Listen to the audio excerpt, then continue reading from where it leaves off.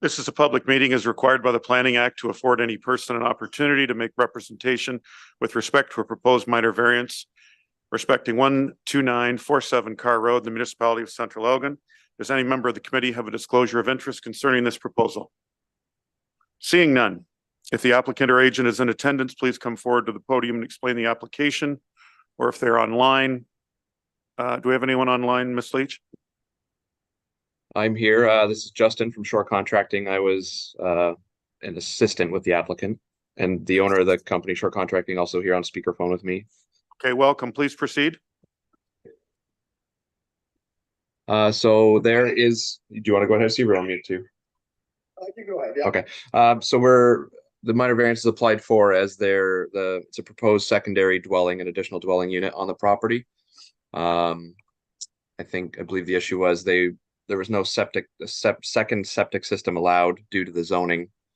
So the request is that we replace the existing septic system with a new one, and they both tie into the existing or the same septic system. Well. And the water well too. Yeah, they'll both be using the existing well. Thank you. Relatively straightforward. I took a look at it. Ms. Leach, what method of notice and when was notice given to the public for this meeting, please? Mr. Chair, as per requirements of the Planning Act, notice was mailed by regular post to every owner of land within 60 meters of the subject land and applicable agencies on November 21st, 2023. Notice was physically posted to the property by municipal staff, and notice was also posted to the municipal website. Ms. Leach, do we have any written submissions or anyone online, please? Mr. Chair, no correspondence has been received. Is there anyone in the gallery wishing to speak to this? Does any member of council have any questions?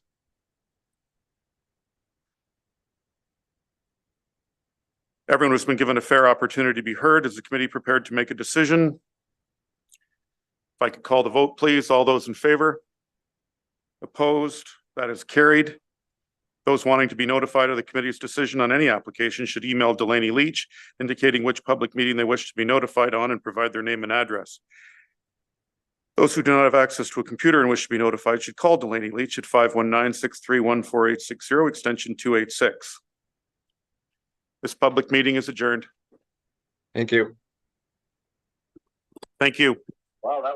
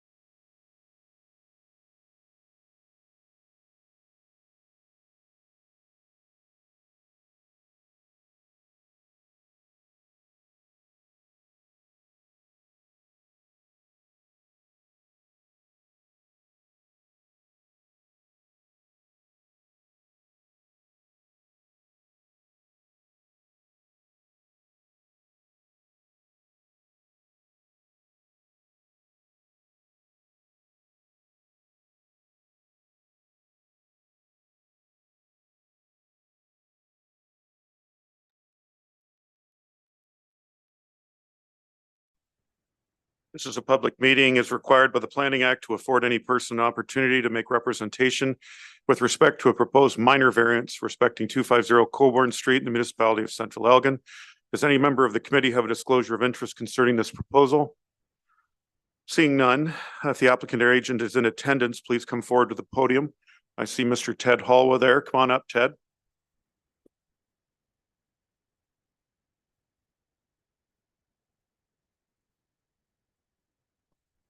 Mr. Chairman and members of the committee, I'm here on behalf of the applicant's owners, Jeff and Crystal Rhea.